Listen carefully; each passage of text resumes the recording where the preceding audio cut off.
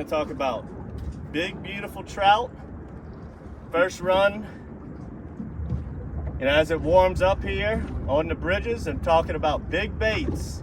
When you're looking for just a few bites on big fish while it's still cold, waiting for spring to get here.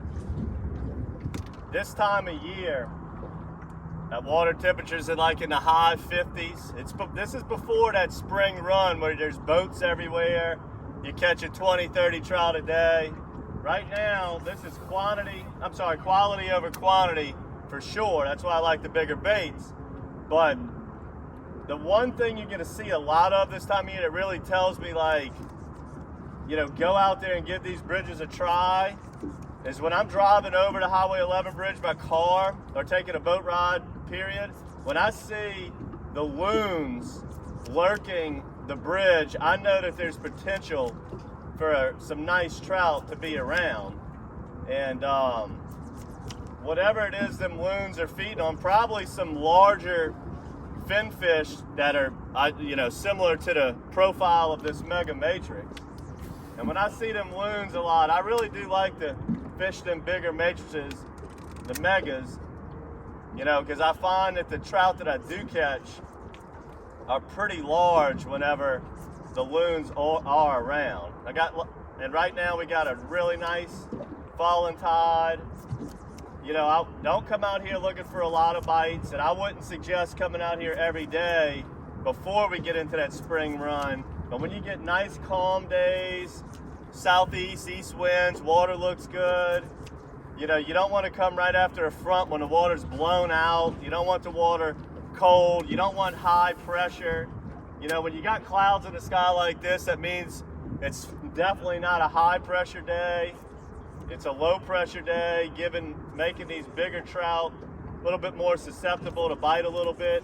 And you're just looking for, 6, 7, 8 fish on a nice morning, but those 6 fish could easily weigh 15 to 20 pounds. So if you're a real sport style trout fisherman like I am, I'll take the quality over the quantity any day of the week.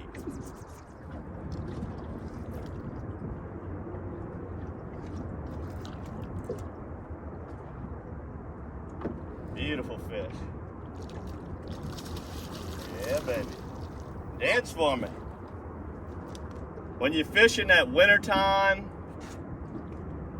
you're getting in this time of year, you're looking for very few bites, but real quality fish like this right here. I'm a big fan of beefing up the bait. Go with the bigger baits, whatever you like. Go with your 4-inch, 5-inch lures. These fish in the winter, before they really start chomping in the spring, they're just looking for one meal every day. One big meal is what they're doing. They're not just gorging. So that big bait can entice a strike from a big fish. And all of these fish that you're going to catch this time of year are going to be in that 2 to 5 pound class. So don't be afraid to use a bigger bait. That's that 4-inch mega matrix right there. And I'll show you guys just how much different it looks than the mass of that versus the regular matrix.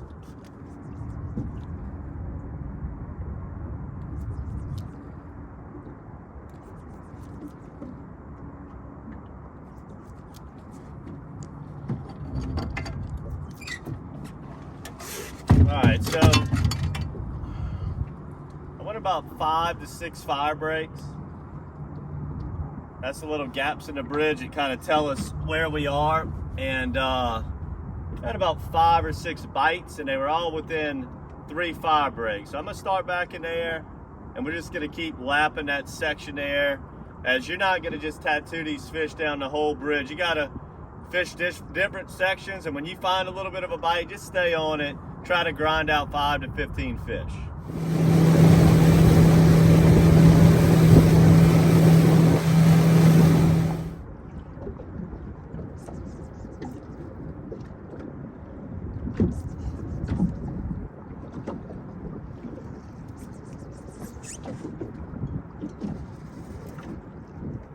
That's gotta be a blue cat. When I hit this fish, it just felt like a log rolling over. That might be a red. Definitely not a trout. Definitely not a trout. I'm guessing a huge blue cat. I mean a big one. It's pretty strong though. Blue cats usually don't fight that hard. Could be a red or a drum. Foul hooked 4-pound trout would be cool. Really don't think it's that either. Oh boy.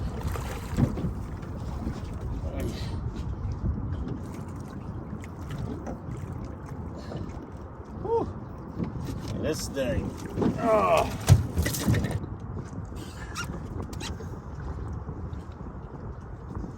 Oh, that's a 20-25 pounder. I don't mess with these dudes too much. Let's get him back in the water.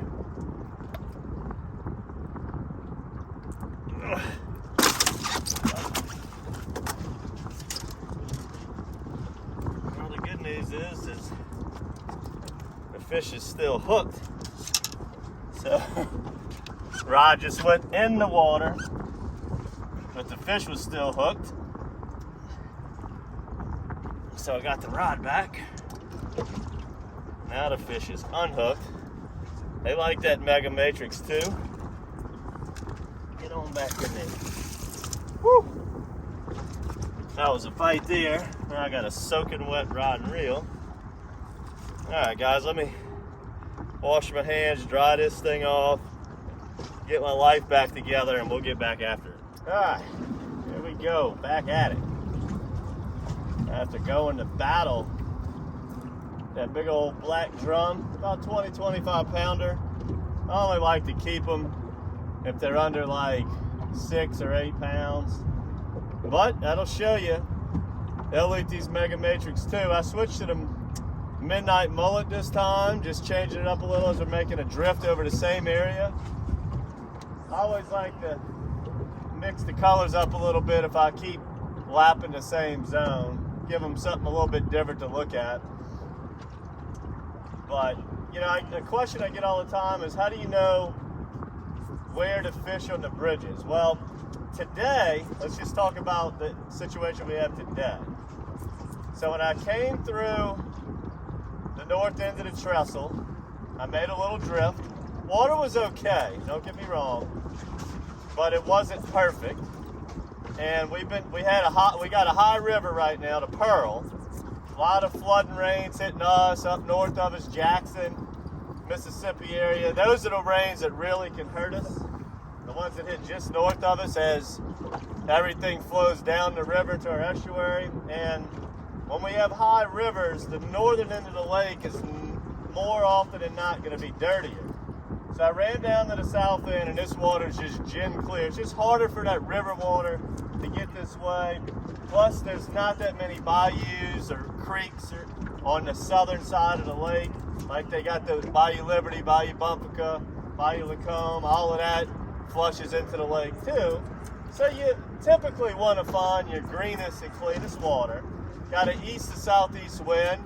That keeps this side of the lake clean too. Now, if I had a big front come through and the winds blew north-northwest, then it'll dirty up the south end of the lake immediately. And when that happens, if you're trying to get back out here because you know the fish are out here, you know, you want to try that north end first and give it a day or two for this side to clean up.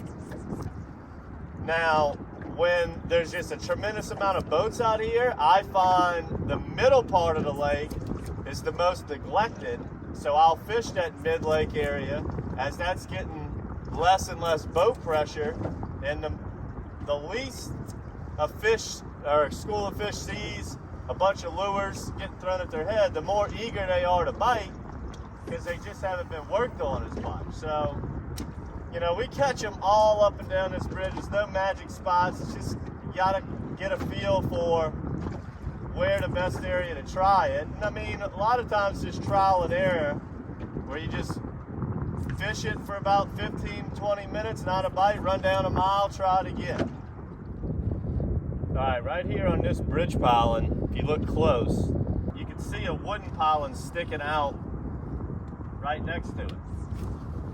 And that's just one that you can see right now. There is tons and tons of those wooden pilings up underneath the trestle. And it's a lot of the old debris and pilings that were left when they built the new bridge. So a lot of that was just left down there. That's what makes the trestle so consistent and why the fish like it so much. But that's what makes it to why we back the boat way up off the bridge and throw at it. Unlike all the other bridges we fish around here where we throw under it and graze the pilings. If you were to get close to the bridge and throw underneath it with all of those wooden pilings that are left abandoned up underneath the bridge, you just simply go through so many jig heads it really wouldn't even be worth it. And on this bridge, enough fish hang out off of it to where, you know, that's just the way to fish it rather than go through a million jig heads throwing it up in there. Now, if you could get that lure in there time after time after time up underneath the bridge without going through a bunch of hooks, you'd be in a very good strike zone. But that's why we fish the bridge, the trestle way off, because there's just so much debris up underneath there that it's just not logical to keep casting underneath. So usually you're trying to find that sweet zone of where they're tight to the bridge, medium, way off, and it tells you how far to keep the boat up off the bridge. Alright, first drift had several bites, found a couple really nice trout. Second drift, only got the big fugly, the old black drum. So we got a pretty solid falling tide right now. I typically like to stay on the east side, but I do feel like the fish are in this little section. Let's see if we can bounce into a few on the west side here, fishing the upcurrent side. See if we put another fish or two in the boat.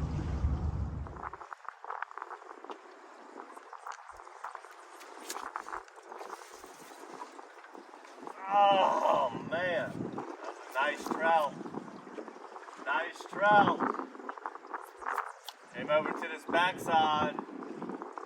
So the tide's falling pretty good. See, I'm throwing out in front of the boat and letting the current sweep it back in towards the bridge.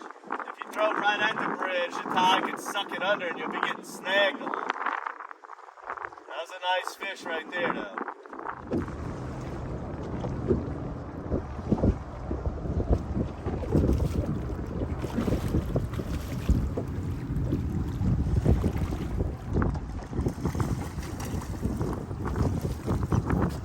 The head shaker.